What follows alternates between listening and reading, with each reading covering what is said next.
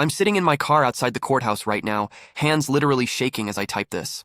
I thought I knew what betrayal felt like when I caught them together 6 months ago. I was wrong. What just happened in that courtroom?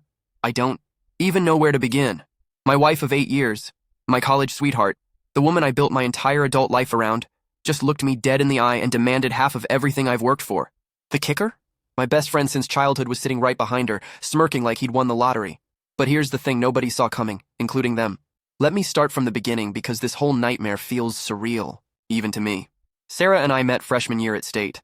I was this awkward engineering major who spent most of his time in the computer lab, and she was this gorgeous communications student who somehow thought my terrible jokes were hilarious. We were that couple everyone either loved or secretly hated. You know the type.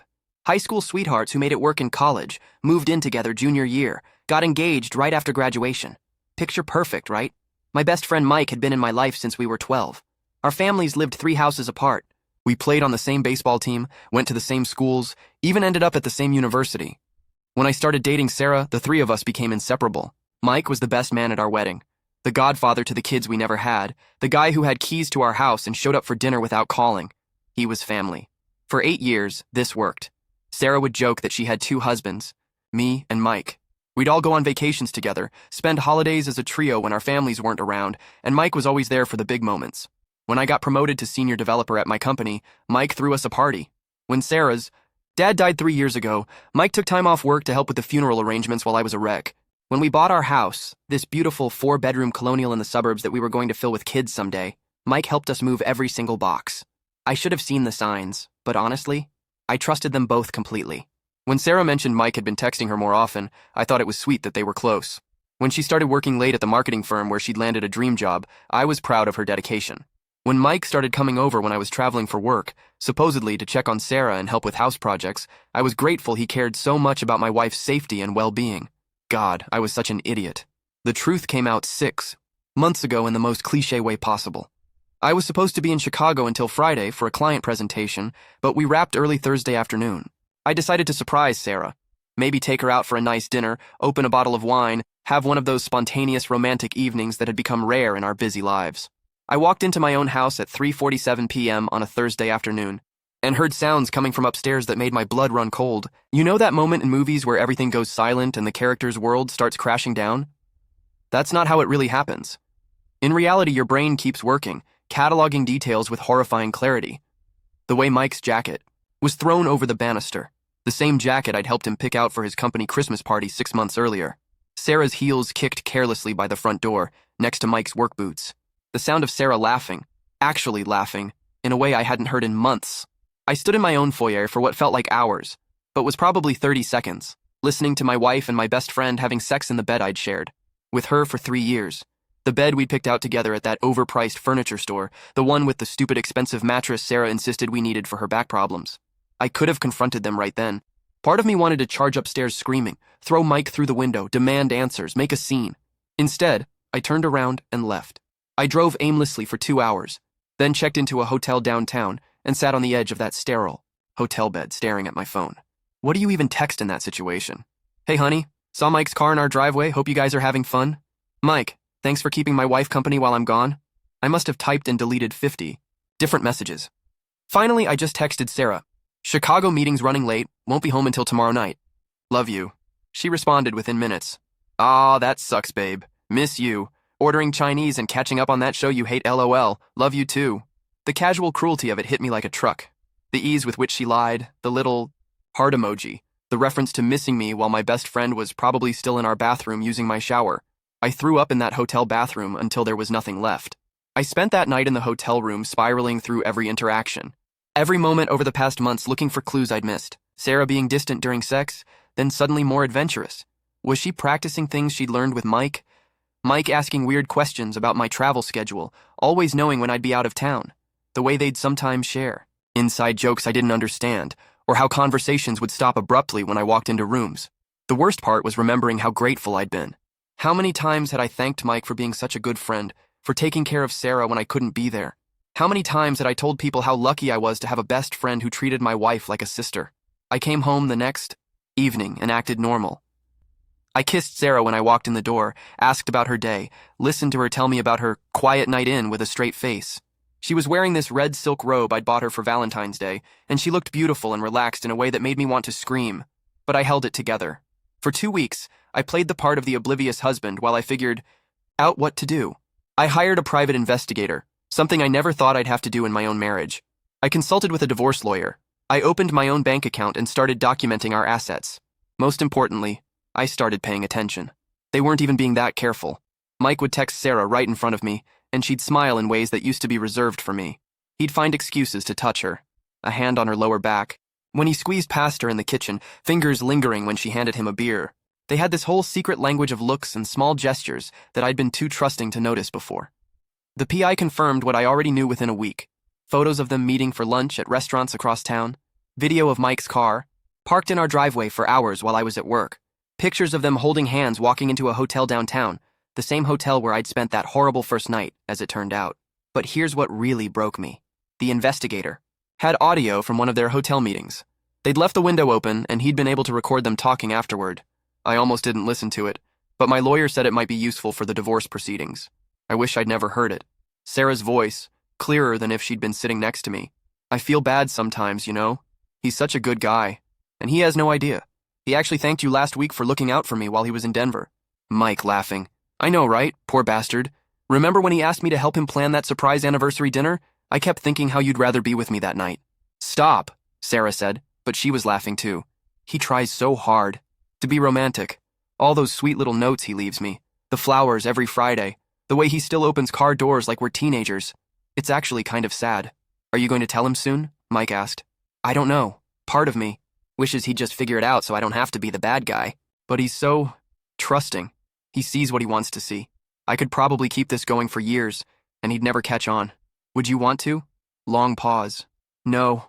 I love you, Mike. I want to be with you. But the house, the money, the life we've built, I'm not walking away from 8 years with nothing to show for it. He'd take care of you, that's the kind of guy he is. Maybe. But why should I have to depend on his generosity?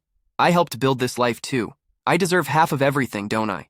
I turned off the recording and sat in my car in the parking garage at work, crying like I hadn't since my grandfather died. It wasn't just the affair anymore. It was the calculated nature of it. The way they talked about me like I was this pathetic, clueless fool. The way Sarah was already planning how to maximize what she could take from me while she left me for my best friend. That night, I confronted them. I waited until one of our usual Friday night dinners. Sarah had made her famous lasagna. Mike had brought over a bottle of expensive wine he'd been saving, and we were all sitting in our dining room like we had hundreds of times before. They were being extra touchy that night. Sarah kept putting her hand on Mike's arm when she laughed, and he kept finding excuses to compliment her cooking, her hair, her dress. It was like they were torturing me on purpose. So, I said, setting down my wine glass carefully, how long has this been going on? The silence that followed was deafening. Sarah dropped her fork, and it clattered against her plate with a sound that seemed impossibly loud. Mike actually choked on his wine, coughing and sputtering like a cartoon character. How long has what been going on? Sarah asked, but her voice was shaky and she couldn't meet my eyes. Come on, I said, surprised by how calm I sounded. Let's not insult each other's intelligence here.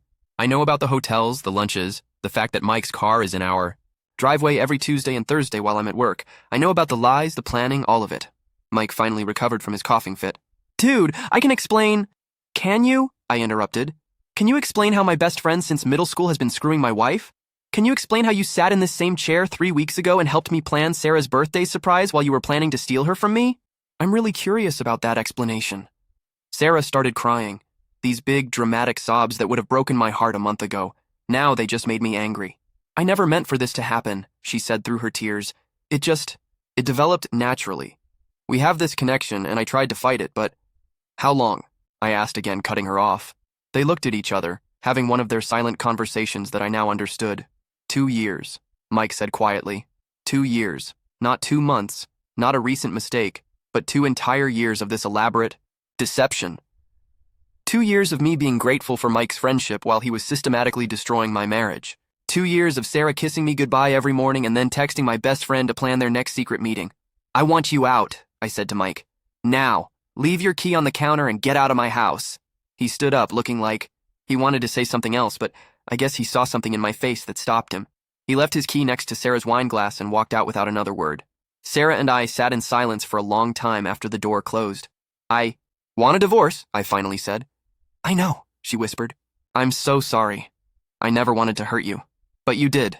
For 2 years, you hurt me every single day, and I was too stupid to realize it. She was quiet for a moment, then looked up at me with red eyes. What happens now? Now you move in with Mike and we split our assets according to what the law says we have to split. About that, she said, and something in her tone made me look at her more carefully. I've been thinking, and I believe I'm entitled to half of everything. The house, your retirement account, your stock options from work, all of it. I stared at her. You cheat on me with my best friend for 2 years and you think you deserve half of my retirement? I've been your wife for 8 years, she said, and I was amazed at how quickly she'd gone from tearful apology to business negotiation. I supported your career. I took care of our home. I contributed to this life we built. The affair doesn't change the fact that I have legal rights. You contributed by sleeping with Mike in our bed while I was working 60-hour weeks to pay for this house you want half of? I had a job too, she said, getting defensive. I supported us financially too. This was true, but also ridiculous. Sarah's marketing job paid about 40% of what I made as a senior developer. The house down payment had come from my savings and a gift from my parents. The retirement funds she wanted half of had been built primarily by my salary and my company's matching contributions. But legally, she probably was entitled to half of what we'd accumulated during our marriage. Fine, I said. Talk to a lawyer. I'll talk to mine. We'll let them figure it out. She moved out the next week, straight into Mike's apartment across town. I heard through mutual friends that they were practically playing house, posting pictures on social media of their new beginning, while I was still processing the end of my marriage. The next few months were a blur of legal meetings, paperwork, and trying to figure out how to be a single person again after 8 years of being part of a couple. The worst part was how quickly our entire social circle chose sides, and most of them chose Mike and Sarah. I shouldn't have been surprised, but it still hurt. These were people I'd known for years, couples we'd gone on vacation with, friends who'd been at our wedding. But Mike had that natural charisma that made people gravitating toward him, and Sarah was good at playing the victim. The story they told was that they'd fallen in love and couldn't help themselves, that these things just happen sometimes, that I was being vindictive by making it ugly with lawyers and demands for fair asset division. My friend group basically evaporated overnight. People stopped returning my calls, stopped inviting me to things, stopped acknowledging my existence. When I ran into mutual friends at the grocery store or the gym, they'd give me these awkward, pitying looks and mention how happy Mike and Sarah seemed together. The only person who stuck by me was my sister Jenny, who'd never liked Sarah. Anyway, and had apparently been waiting 8 years to say, "I told you so." She didn't say it, but I could see it in her eyes every time she brought me dinner during those first few weeks of living alone in the house that suddenly felt enormous. "You're better off without her," Jenny would say, and I'd nod and agree. But honestly, I was a mess.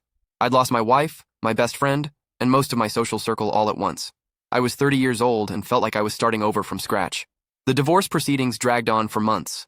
Sarah's lawyer was aggressive, demanding not just half of our shared assets, but also claiming she deserved spousal support because she'd sacrificed career advancement to support her husband's goals.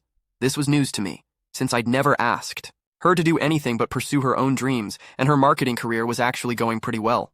My lawyer warned me that Michigan was a no-fault divorce state, which meant the affair technically didn't matter when it came to asset division. Sarah was likely going to get half of everything regardless of why our marriage ended. "It's not about fairness," my lawyer explained during one particularly frustrating meeting.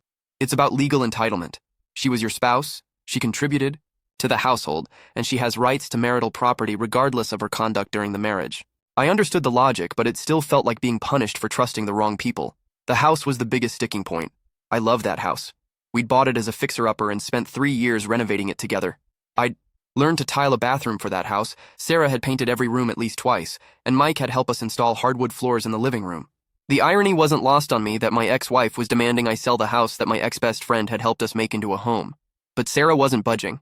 She wanted her half of the equity, which meant I'd have to either buy her out or we'd have to sell. Given what houses were worth in our neighborhood, buying her out would mean emptying most of my savings and taking on a bigger mortgage than I could comfortably afford alone. 6 months after that horrible dinner confrontation, we finally had our hearing. I'd been dreading this day, but I was also ready for it to be over. I wanted to close this chapter of my life and start figuring out what came next. I walked into that courthouse feeling resigned to losing half of everything I'd worked for. My lawyer had prepared me for the likely outcomes, and none of them were great. Sarah would get half the house equity, half my retirement savings, and probably some spousal support for a few years while she got back on her feet. Despite the fact that she was living with Mike and his engineering salary, that was comparable to mine. But then something happened that nobody expected. Sarah walked into that courtroom like she was going to a business meeting, wearing this sharp navy blue dress and carrying herself with total confidence. Mike was right behind her, wearing his best suit and looking like he was attending someone else's victory celebration. They sat with Sarah's lawyer looking supremely confident about how the day was going to go. They had no idea what was coming. See? What Sarah didn't know was that my lawyer had been busy during those 6 months, and what my investigator had uncovered was going to change everything. It started when my lawyer decided to really dig into Sarah's finances, looking for any hidden assets or unusual expenses that might affect the settlement. What she found was a pattern of spending that told a very interesting story. For the past 2 years, the same 2 years Sarah and Mike had been having their affair, Sarah had been using our joint credit card to pay for hotel rooms, expensive dinners, gifts, and weekend trips. But she'd been clever about it, spacing out the charges and mixing them in with legitimate expenses so I wouldn't notice any patterns. That hotel where I'd seen them on the PI's surveillance photos, Sarah had been paying for those rooms with our shared account for 18 months. Those work lunches with her colleagues. She'd been buying Mike expensive steaks at the nicest restaurants in town, charging it all to the card I paid off every month. That girls' weekend she'd taken to Chicago last spring, she'd gone with Mike, and I'd unknowingly funded their romantic getaway. Here's the real kicker. Sarah had also been systematically moving money from our joint savings account into a personal account that she'd opened without telling me. Nothing dramatic, just $200 here, $300 there, always with legitimate-sounding explanations when I noticed. Money for work clothes that cost twice what she claimed. Cash back from returning things that she'd never actually bought. Over 2 years, she'd moved nearly $15,000 of our shared savings into her private account. In Michigan, this is called dissipation of marital assets. Basically, using shared money to fund an affair or hiding assets from your spouse. And it can dramatically affect how a court divides property. But my lawyer wasn't done. She'd also been looking into Mike's situation, particularly around the timing of some major changes in his life. Turned out, Mike had gotten a huge promotion and a $30,000 raise 6 months ago, a fact he'd mentioned to me in passing. But he'd also somehow afforded a down payment on a brand new BMW and a lease on a much nicer apartment. Where had that extra money come from? Sarah's secret account. She hadn't just been hiding money from me. She'd been using it to help Mike upgrade his lifestyle in preparation for their life together. My wife had literally been stealing from our marriage to bankroll her affair partner's new car. When Sarah's lawyer confidently demanded half of everything, my lawyer smiled and dropped this bombshell. She had bank records, credit card statements, and documentation of every dollar Sarah had diverted or spent on her affair. Not only was Sarah not entitled to half of everything, she owed money back to the marital estate. I watched Sarah's face go completely white as my lawyer methodically presented evidence of her financial deception. Mike, sitting behind her, looked like he was going to be sick. Her own lawyer kept looking through the documents with increasing alarm, probably realizing this case wasn't going to go anything like they'd planned. "Your Honor," my lawyer said, "Mrs. Johnson has already taken her fair share and more. She's used approximately $23,000 in marital funds to conduct and support her extramarital affair, including paying for hotel rooms, meals, gifts, and even helping to finance her partner's new vehicle and housing. We're asking not only that these funds be repaid to the marital estate, but that the division of assets reflect this breach of fiduciary duty." The judge was not amused. Adultery might not affect asset division in Michigan, but financial fraud absolutely does.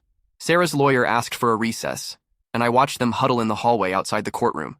Through the glass doors, I could see Sarah becoming increasingly agitated, gesturing wildly while Mike stood there looking helpless. Her lawyer kept shaking her head, obviously trying to explain that their position had just become untenable. When we reconvened, it was a completely different hearing.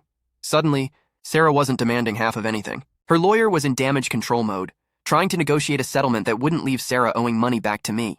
The house she'd been so confident about getting half of, now she was worried about whether she'd be entitled to any equity at all, given how much of our shared money she'd spent on her affair. The final settlement was better than I could have dreamed. Sarah got about 30% of our shared assets after accounting for what she owed back for the misused funds.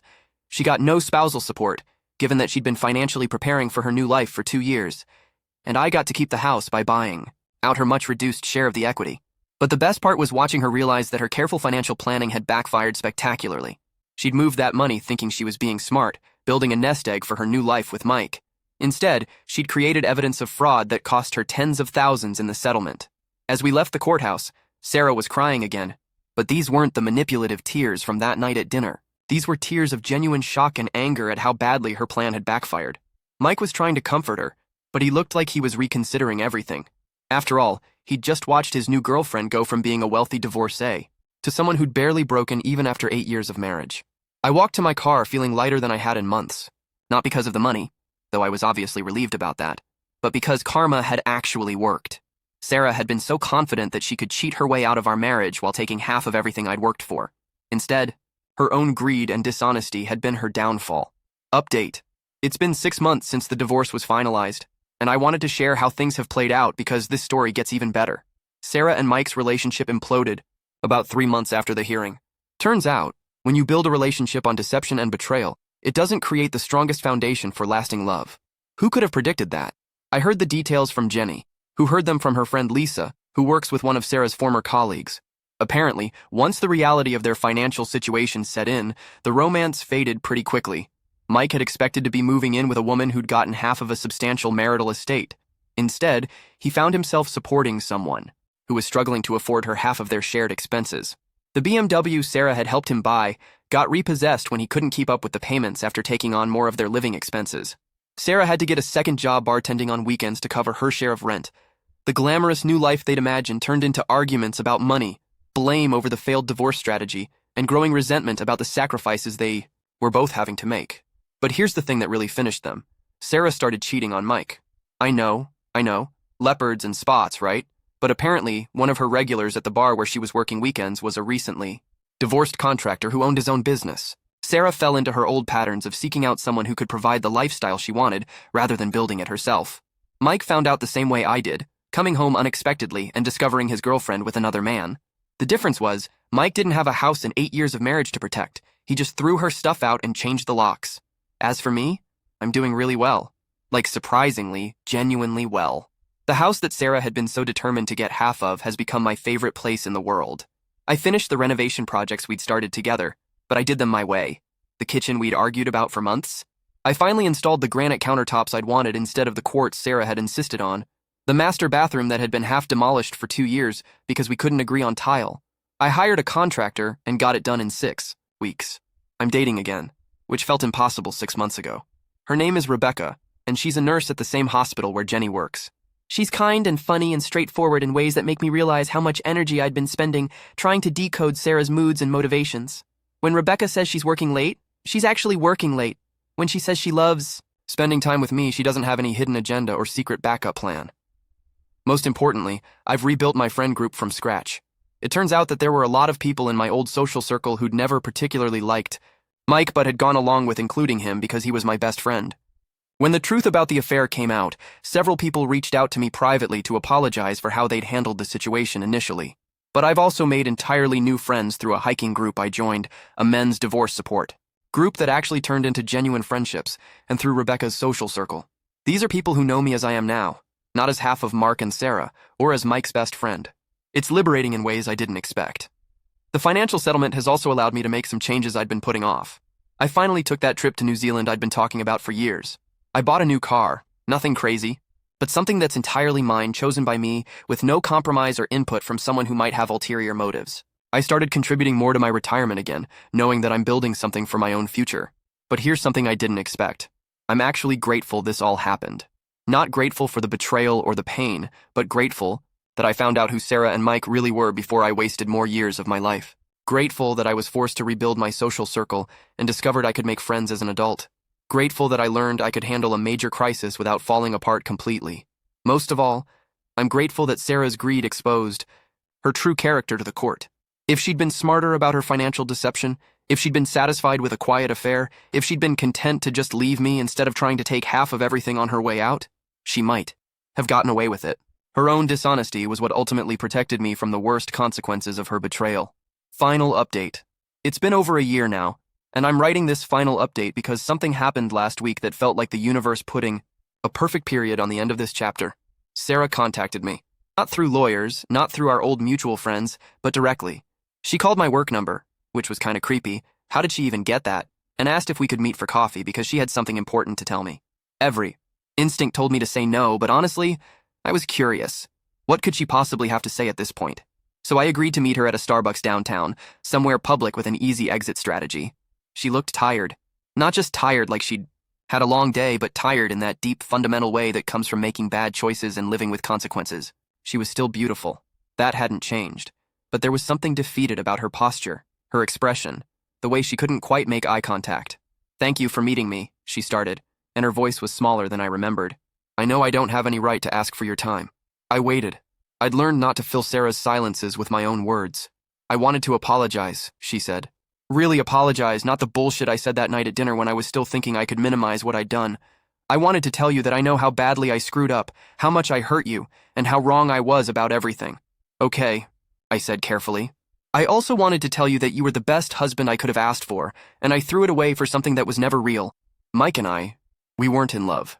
We were in love with the excitement of sneaking around, with the fantasy of what we thought we wanted. When it became real life, with real bills and real problems and real responsibilities, it fell apart because there was nothing actually there. She was starting to cry, but these seemed like genuine tears, not the manipulative ones I'd seen before. I've been in therapy, she continued, trying to understand why I sabotaged the best thing in my life. Why I convinced myself that I deserved to take half of what you'd worked for when I'd already stolen 2 years of your trust and love. My therapist says I was trying to punish you for being everything I thought I didn't want, when actually you were everything I needed, and I was too immature to appreciate it. I found myself feeling something I hadn't expected. Pity. Not the kind of pity that makes you want to help someone, but the distant kind you feel for strangers who've made choices that led them somewhere sad. I'm glad therapy is helping you, I said, and I meant it. I don't expect you to forgive me, she said quickly. I don't even deserve that. I just wanted you to know that I know how wrong I was and how much I regret everything.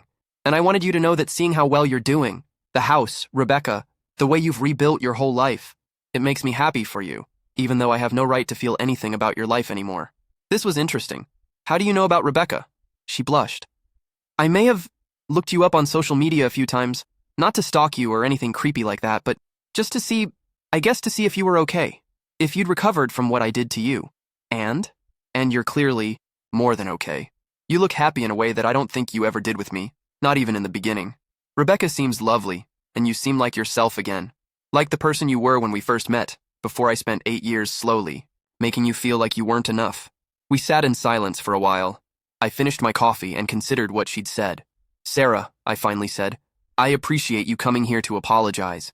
I think it probably took courage, and it sounds like you've done some real work on understanding what happened.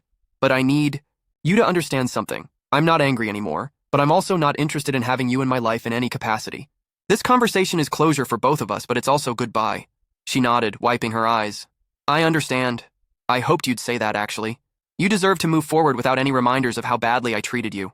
What are you doing now? I asked, realizing I was genuinely curious about her life.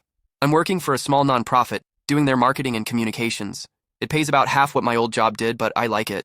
I'm sharing an apartment with 2 roommates, which is humbling at 29, but I'm learning to live within my means instead of always looking for someone else to provide the life I want. I'm dating someone. Nothing serious, but he's a good man, who doesn't know about my history with you, which feels like a chance to be better this time. I'm glad you're figuring things out, I said, and surprised myself by meaning it. Can I ask you something? She said.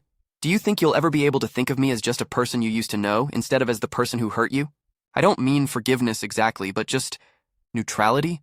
I thought about it. I think I'm already there, honestly. You're not the villain in my story anymore, Sarah. You're just someone who made choices that ended up being good for both of us in the long run. I found out who you really were before I wasted more of my life, and you found out that deception isn't a sustainable foundation for happiness. We both learned things we needed to learn. She smiled for the first time in our conversation, and I remembered why I'd fallen in love with her all those years ago. That's more generous than I deserve. Maybe, but it's also true. We parted ways in the parking lot with a handshake and genuine wishes for each other's happiness. I watched her drive away in a modest Honda Civic that was a far cry from the luxury cars she'd always wanted, and I felt something I hadn't expected. Peace. Not peace with what she'd done, but peace with how everything had turned out. I drove home to my house, the house I'd nearly lost, the house that's now entirely mine, and found Rebecca in the kitchen making dinner. She's been staying over most weekends, and we've been talking about making it official. She looked up when I walked in and smiled the kind of smile that doesn't hide anything, doesn't want anything except to be happy to see me. How was your day? She asked, kissing me hello. Interesting, I said, but really, really good. So that's my story, Reddit. Wife cheated with best friend, demanded half of everything in the divorce, then lost most of it when her own financial deception came to light. Karma worked exactly as it should. I rebuilt my life better than before, and even got closure with my ex when she finally took responsibility for her choices. Sometimes the bad guys really do lose, and sometimes the good guys really do get to live happily ever after. It just takes longer than you think, and happens differently than you expect. If you're going through something similar, hang in there. Document everything, Get a good lawyer, trust the process, and focus on building something better rather than just getting revenge. The best revenge really is living well, but it's also the best life. TBH, I never thought I'd be the guy with a happy ending story, but here we are. Thanks for reading, and thanks for all the support in the comments throughout this whole process. This community helped me get through the worst year of my life, and I hope sharing this helps someone else who's dealing with betrayal and wondering if it ever gets better. It does. It really, really does.